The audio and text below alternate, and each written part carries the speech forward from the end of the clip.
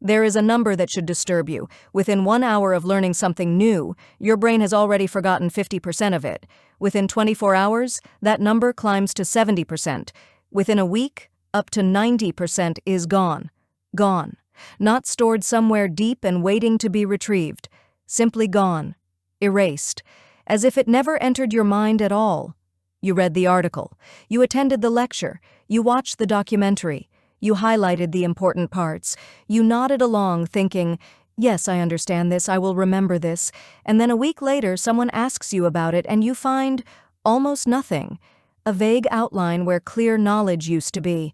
The shadow of information without the substance. This is not a personal failure. This is not a sign that you are not intelligent or not paying enough attention. This is simply how the human brain works.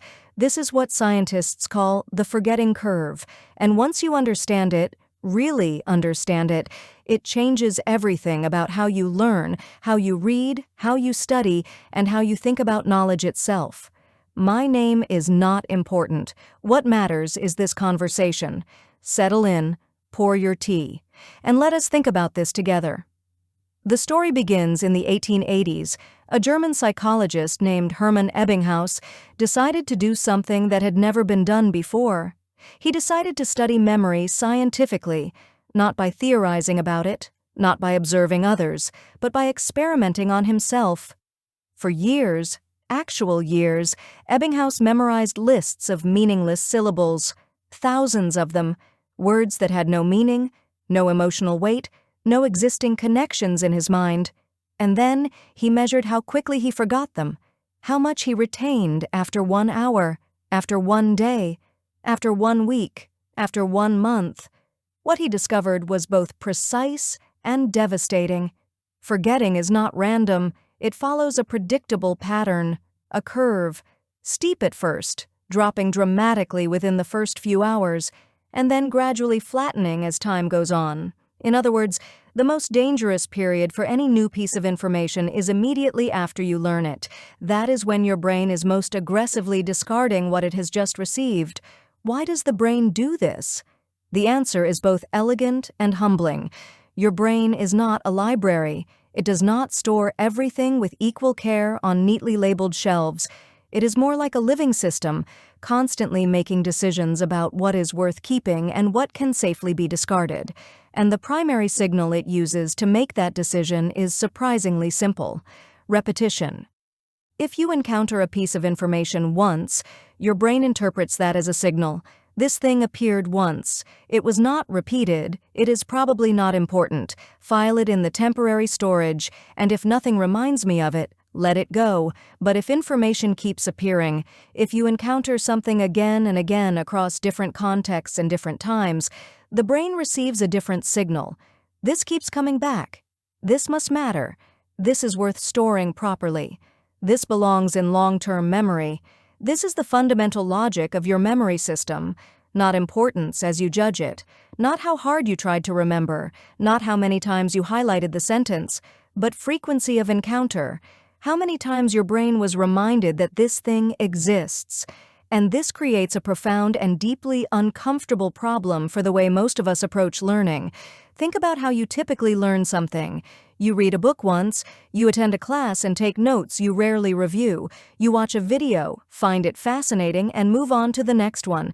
You discover an interesting fact and share it with one friend, and then never think about it again. Each of these encounters gives you that initial rush of understanding, that satisfying feeling of, I get it now. I understand this. This makes sense to me. But without reinforcement, without return, without the signal of repetition that your brain requires, the information begins to fade almost immediately. And the truly uncomfortable part is this: you do not notice it fading. This is one of the most deceptive features of memory. As knowledge disappears, your awareness of what you have lost disappears with it. You do not experience forgetting as a conscious event. You do not sit and watch the information drain away. You simply reach for it one day, and it is not there, and in its absence you cannot fully remember what you once knew. Ebbinghaus called this the illusion of knowing, the feeling of understanding that persists even as the actual knowledge dissolves. We remember the feeling of having learned something long after we have forgotten the thing itself. This is why you can finish a book feeling genuinely educated and struggle 6 months later to explain what it was actually about. This is why students can pass an exam and find that within weeks almost nothing remains. This is why experts can sit through conferences full of fascinating new research and retain a fraction of what they heard, not because they are not trying, but because the brain follows its own logic, and that logic demands repetition before it commits to permanence. Now here is where it becomes genuinely fascinating, because Ebbinghaus did not just discover the forgetting curve, he also discovered its antidote. He called it spaced repetition. The insight is this: each time you are reminded of something you have already learned, your forgetting curve resets. Not to zero, not to the beginning, but to a higher baseline. Each return makes the memory stronger. Each encounter extends how long the information will last before the next reminder is needed, and crucially, the timing of that reminder matters enormously. If you review something immediately after learning it, while it is still fresh, the benefit is small. Your brain does not feel the need to strengthen what it has not yet begun to forget. But if you wait, if you allow some forgetting to begin, and then return to the material at precisely that moment, the benefit is dramatic. Your brain receives the signal clearly. This information disappeared and came back. This must be important.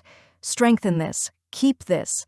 This is the counterintuitive heart of learning that most education systems never teach.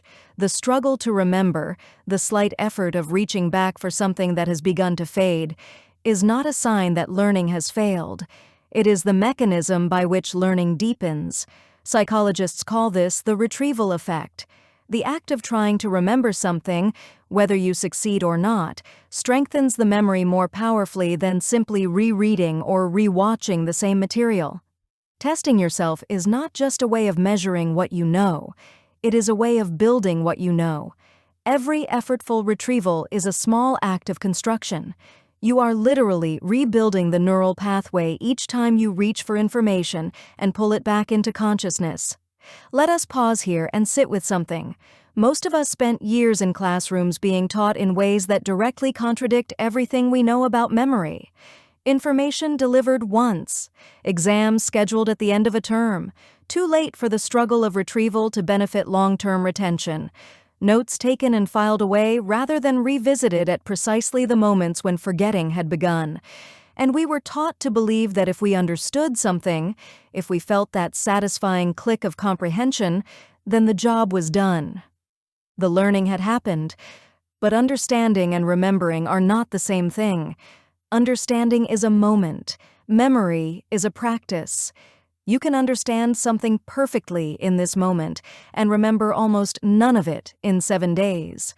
Because comprehension, that satisfying feeling of things making sense, is not the same neurological process as consolidation, the deep biological encoding of information into long-term memory. One is an experience, the other is a construction, and construction requires effort, requires time, requires return. So what do we do with this? Because I do not want to leave you here in the uncomfortable space of knowing that your brain is working against you without offering something useful. The first principle is this: review before you forget completely, not immediately, not while the information is still fully present, but in the window, somewhere between 1 hour and 24 hours after learning something, when the forgetting has begun but has not yet become total. Return to it, even briefly. A 5-minute review at this moment is worth more than an hour of rereading days later. This is when the retrieval effect is at its most powerful. This is when your brain is most receptive to the signal. This matters. Keep it. The second principle: space your returns. After the first review, wait longer. If you review something today, review it again in 3 days, then in a week, then in 2 weeks, then in a month. Each successful retrieval extends the interval before the next one is needed. This is the logic of spaced repetition systems, now available as simple apps and tools that schedule your reviews at precisely the optimal moments for memory consolidation. They do the timing calculation so you do not have to. The third principle: make retrieval effortful.